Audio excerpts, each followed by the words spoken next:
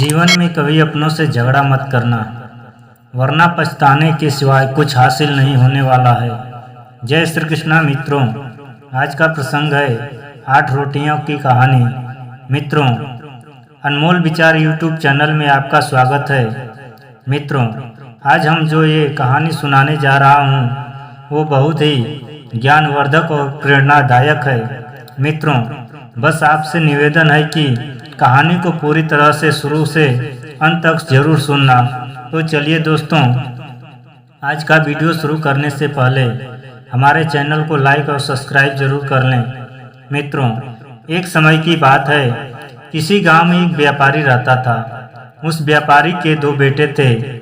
उस व्यापारी ने अपने व्यापार में दोनों बेटों को लगा रखा था। मित्रों, एक दिन उस व्यापारी ने विचार किया कि आज हम पूरे नगर में व्यापार करने को जाएंगे। उसने अगले दिन सुबह दूसरे नगर को व्यापार करने के लिए तैयार होने लगा, लेकिन अचानक शाम के समय उसकी तबीयत बिगड़ जाती है और तब उसने अपने दोनों बेटों को बुलाया और कहने लगा कि देखिए, हमारी तबीयत तो ठीक नहीं है और अगले दिन हम दूसरे नगर में व्यापार करने के लिए जाने वाले थे, लेकिन अब हम नहीं जा पाएंगे। तब ये काम तुम दोनों भाइयों को करना है और व्यापार करने के बाद शाम तक घर चले आना है। मित्रों, अगले दिन सुबह जब हुई तो वे दोनों बेटे अपने पिता की आज्ञा के अनुसार दोनों भाई व्यापार करने के लिए नगर की ओर चल दिए और चलते चलते बहुत दूर एक जंगल में पहुंच गए और अचानक वहां पर तूफान आ गई और तूफान के साथ साथ बारिश भी होने लगी। अब उस बारिश से बचने के लिए दोनों भाई इधर उधर देखने लगे और उसी जंगल में उन्हें एक घर दिखाई दिया और उसी घर की ओर ये दोनों भाई चल दिए। और घर के अंदर पहुंचकर उन्होंने क्या देखा कि यह मकान बहुत पुराना है और कई वर्षों से खाली पड़ा हुआ है। इसमें शायद कोई रहता नहीं है, लेकिन वे दोनों ने सोचा कि खैर, इससे हम लोगों को क्या लेना देना है, हमें तो सिर्फ बारिश से बचना है और बारिश जब बंद हो जाएगी तो हम अपने व्यापार के लिए निकल जाएंगे। मित्रों, यही सोचकर वे दोनों उसी पुराने से घर में बारिश से बचने के लिए बैठ गए और फिर कुछ समय के बाद उसी पुराने से घर की तरफ एक आदमी का आना हुआ। तो वे दोनों ने सोचा शायद इस मकान का मालिक होगा, लेकिन वह भी आदमी वह घर का मालिक नहीं था। वह भी बारिश से बचने के लिए उस घर में आ गया। अब ये तीनों इकट्ठा हो गए और आपस में चर्चा करने लगे और आपस में बातचीत करते करते शाम हो गई और बारिश रुकने का नाम नहीं ले रही थी और इन दिनों को भूख भी लग गई थी। इसके बाद वे दोनों अपनी पोटली से कुछ रोटियां निकाली और बड़े भाई के पास 3 रोटियां थी और छोटे भाई के पास 5 रोटियां थी। फिर ये दोनों ने देखा कि इस आदमी के पास कुछ खाने के लिए नहीं है। दोनों भाइयों ने सोचा कि चलो अपने में से इसको भी रोटियां खिला देते हैं। फिर छोटे भाई ने बड़े भाई से कहा, अरे भाई, हम दोनों के पास कुल मिलाकर 8 रोटियां हैं, अब तीनों में कैसे बराबर बराबर हिस्सा आएगा। बड़े भाई से कहा, ये सही बात है। मित्रों, फिर छोटे भाई ने सोचा और सोचकर कहा कि बड़े भाई, ऐसा करते हैं कि प्रत्येक रोटी से 3-3 टुकड़े कर लेते हैं और फिर 24 रोटियों के टुकड़े हो जाएंगे और 8-8 रोटियां तीनों मिलकर खा लेंगे। अब दोनों भाइयों ने 8 रोटियों के 3-3 टुकड़े किए और तीनों 8-8 रोटियां खाई और भी भूख मिटाई। और रात भी हो चुकी थी। फिर तीनों ने वहीं पर सो गए। फिर सुबह हुई और दोनों भाई अपने व्यापार के लिए चलने के लिए तैयार हुए। तब वो तीसरा आदमी ने उन दोनों भाइयों को रोका और कहा, आपने अपने हिस्से में से मेरे को खाना खिलाया है, इसलिए हम तुम्हें 8 सोने के असरफी देते हैं और आपस में बांट लेना। मित्रों, वही हुआ। वो आदमी उन दोनों भाइयों को 8 सोने के असरफी देकर चला गया और वो असरफी लेकर दोनों भाई चल दिए और दूसरे नगर में पहुंच जाते हैं।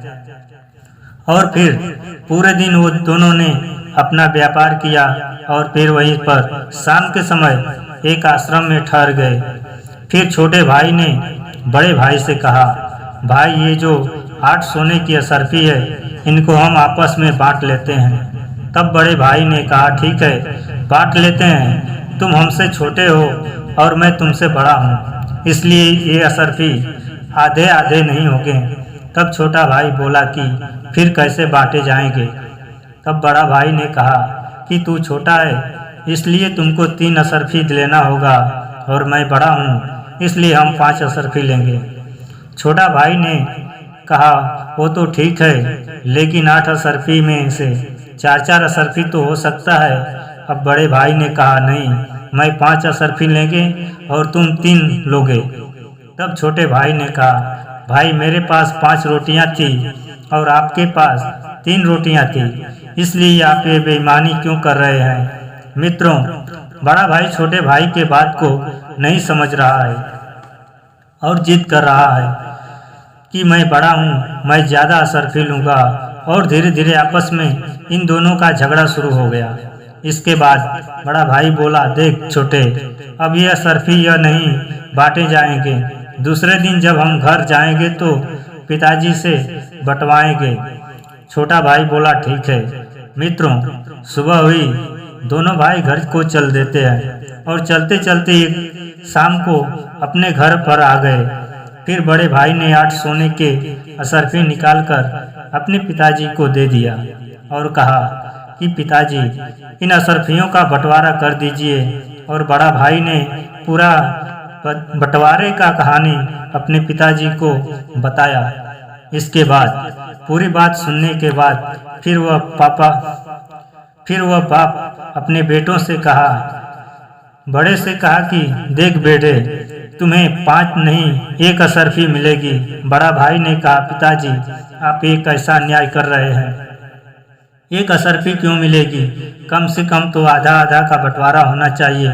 तब पिताजी ने कहा, देख बेटे, मैं बंटवारा न्याय का करूँगा, अन्याय का नहीं, क्योंकि तू अन्याय का लेकर झगड़ा कर रहा है।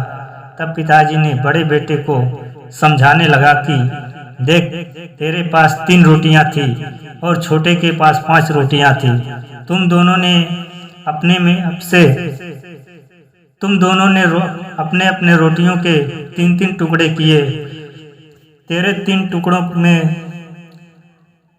3 रोटियों के 9 टुकड़े हुए और इसके 5 रोटियों के 15 टुकड़े हुए।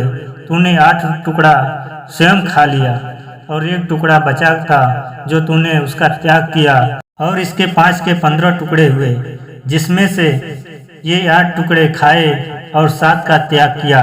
इसलिए इसको 7 सोने के असरफी मिलेंगे और तूने 1 का त्याग किया था, इसलिए तुम्हें 1 सोने के असरफी मिलेंगे।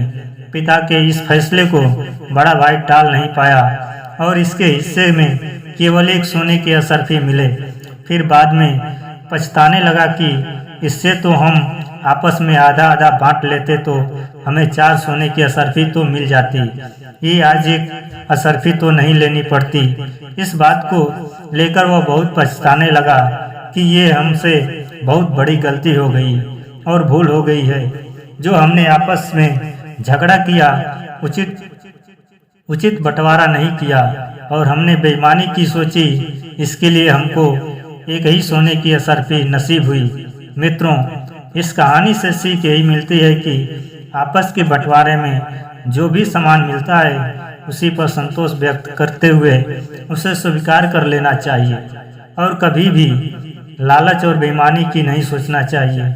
और बेईमानी की सोचकर बार बार पंचों से फैसला करवाएंगे तो कुछ भी मिलने वाला नहीं है और मिलेगा वही जो आपके हिस्से में उचित होगा और बाद में पछताने के सिवाय कुछ भी हासिल नहीं होगा। मित्रों, जिस तरह से इस व्यापारी के बड़े बेटे को पछताना पड़ा है, तो दोस्तों यह कहानी अच्छी लगी तो पसंद आई हो तो हमें उम्मीद है कि शायद यह कहानी आपको ज़रूर पसंद आई हो तो हमारे चैनल को लाइक और सब्सक्राइब जरूर करें। धन्यवाद दोस्तों।